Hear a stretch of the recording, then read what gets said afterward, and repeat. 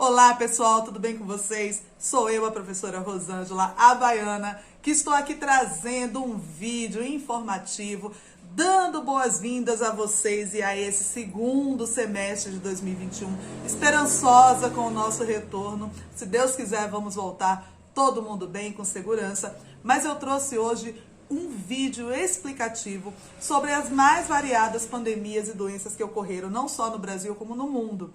Por que eu trago isso, né? Porque nós estamos vivenciando algo que há mais de 100 anos ninguém imaginou vivenciar, que é o coronavírus, que já ceifou, já tirou tantas vidas e que já colocou tanta gente em situação aí de hospitalização.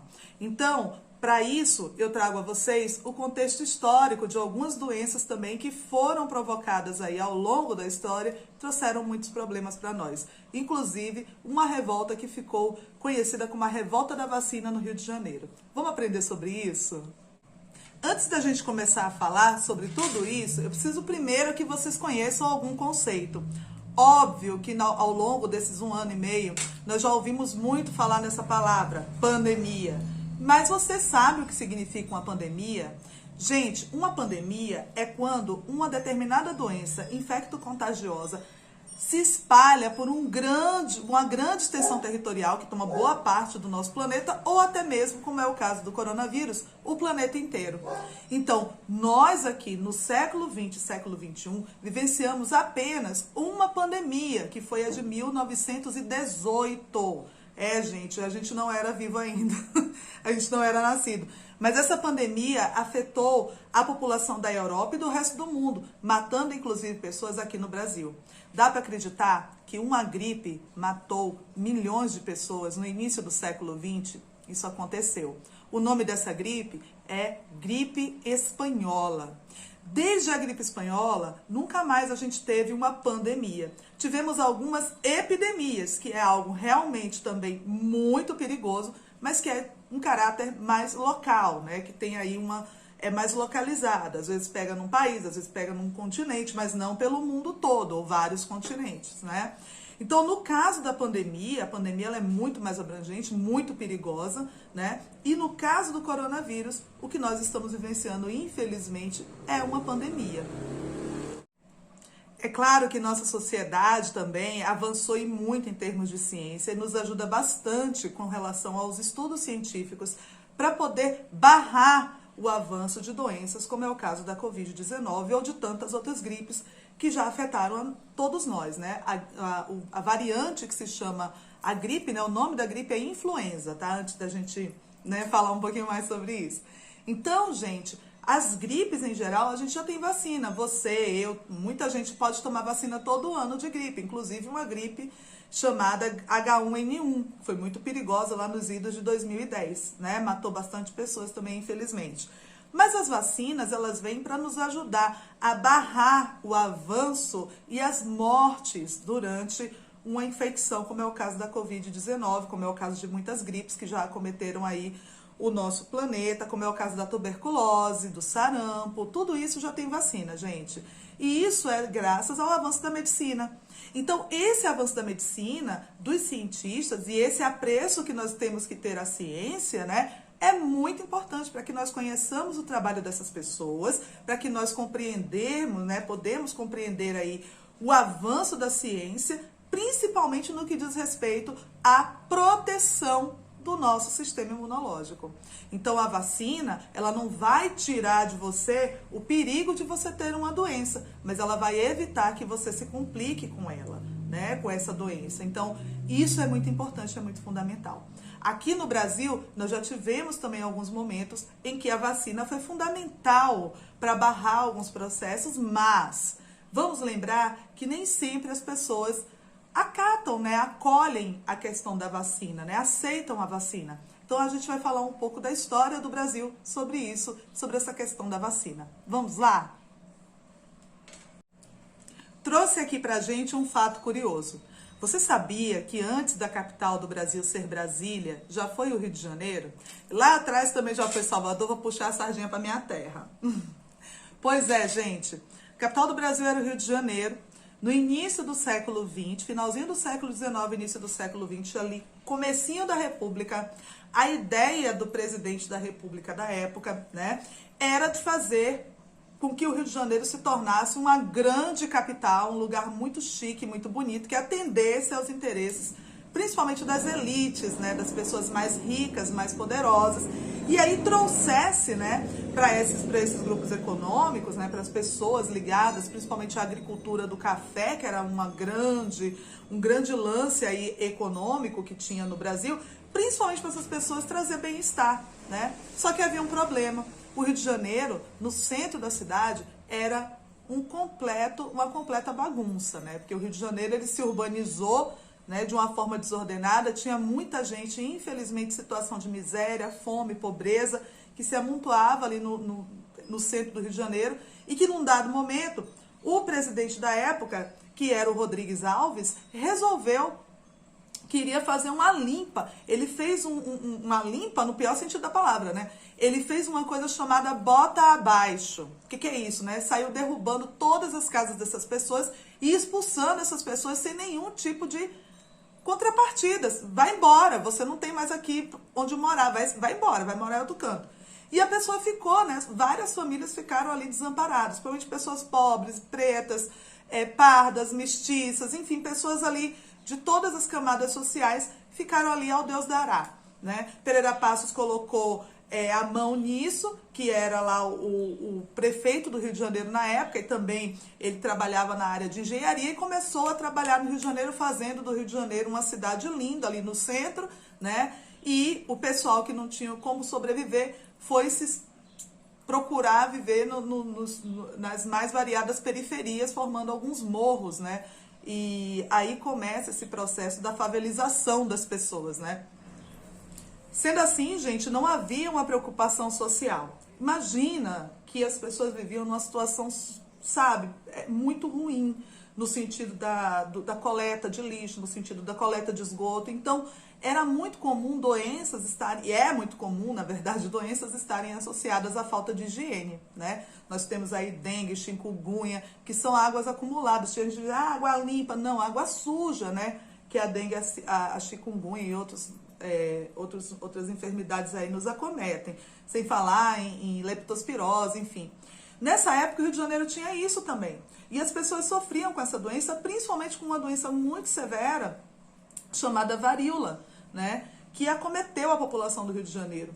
E aí junta as pessoas que foram expulsas, né, de suas casas, com várias doenças acontecendo e com o avanço da ciência na figura de um homem chamado Oswaldo Cruz, que era um médico sanitarista que vai criar um imunizante para evitar o avanço de várias doenças, como é o caso da própria varíola.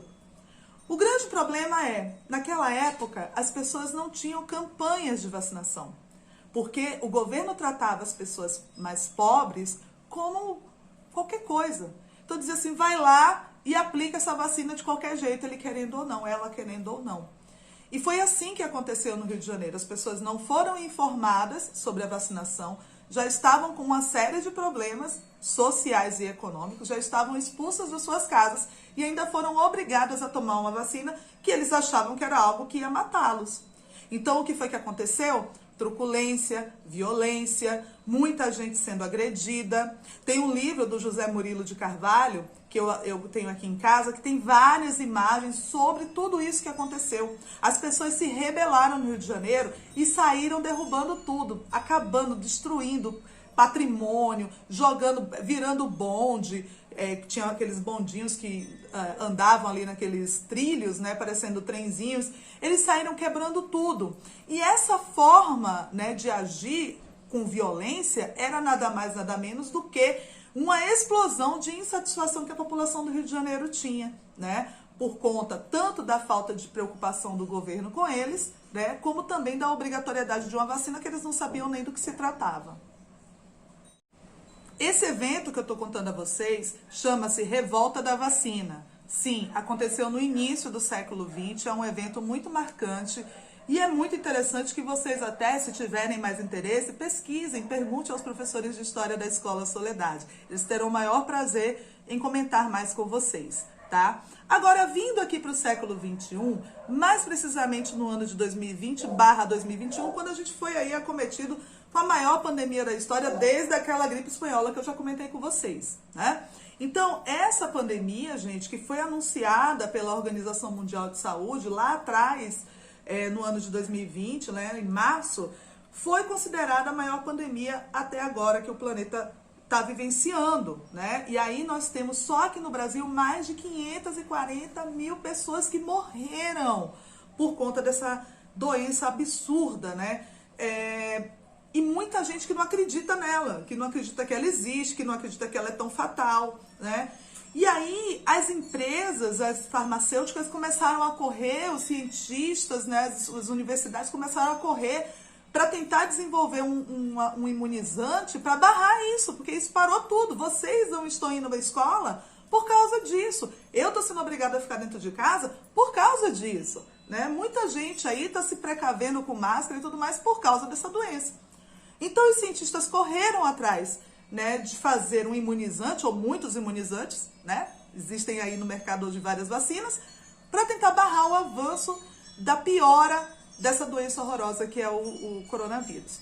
E aí, volto a repetir, o imunizante, ele não vai tirar de você o risco de obter, você vai ter que tomar cuidado. Quando você tomar sua vacina, você vai ter que continuar tomando precaução, se afastando das pessoas, etiqueta, né? Na hora de espirrar, colocar aqui, ó, no ombro, né? Botar no braço aqui o nariz, não ficar sem máscara em local público, tudo isso é necessário. Mas o imunizante, ele vai ajudar você, por exemplo, a não ir para um hospital, a não cair numa UTI, a não morrer por conta dessa doença, né? Então, assim, isso tudo ajuda bastante. Qual é o grande problema hoje? O grande problema hoje se chama as pessoas que simplesmente não acreditam na vacina. Então, são chamados de antivacinas. A maioria dessas pessoas tomaram vacina a vida toda, contra a poliomielite, para não ficar sem andar, contra a tuberculose, contra a sarampo, contra a difteria, enfim, tantas outras doenças que são afetadas aí que tem vacina. Mas hoje em dia essas pessoas simplesmente entraram aí numa pira de achar que não, a vacina vai fazer mal para mim, vai botar um chip no meu corpo, né? Então, gente, na realidade, essas pessoas anti-vacinas, elas são pessoas que são desinformadas ou se informam pelos meios equivocados, né? Por isso que a gente tem que tomar muito cuidado com isso, porque a vacina ela é fundamental para a nossa sobrevivência e isso a ciência e as grandes universidades renomadas já garantem isso para a gente. Então é importante colocar que a vacina é necessária, ela é fundamental para a nossa vida e mais, a vacina que você for tomar ou que algum familiar seu for tomar, todas elas são fundamentais. Não existe marca de vacina melhor ou pior, existe vacina. Muita gente me pergunta, que vacina você tomou? Né? E eu sempre respondo, aquela que é contra a Covid. Então, nós não temos que nos preocupar com marcas, e sim com a nossa sobrevivência. Nós temos que nos preocupar com o coletivo. Isso é necessário. Então, você que vai voltar para a escola, se preocupe com o seu colega, com sua colega do lado, que vai estar do seu lado e que precisa se proteger. Quando você sentir que está com algum tipo de sintoma de gripe, alguma coisa, não vá para a rua, fique em casa. Procure se cuidar. Se você tiver alguém na família com algum sintoma de gripe, faça o mesmo, se afaste. Deixe essa pessoa se cuidar e essa pessoa também precisa se afastar. Nós vamos voltar. Logo, logo a gente vai se ver pessoalmente. E eu quero muito que você cuide de mim e eu cuide de você. Eu deixo aqui um grande beijo para vocês, agradeço a vocês imensamente a atenção. Até a volta, que logo, logo vai acontecer.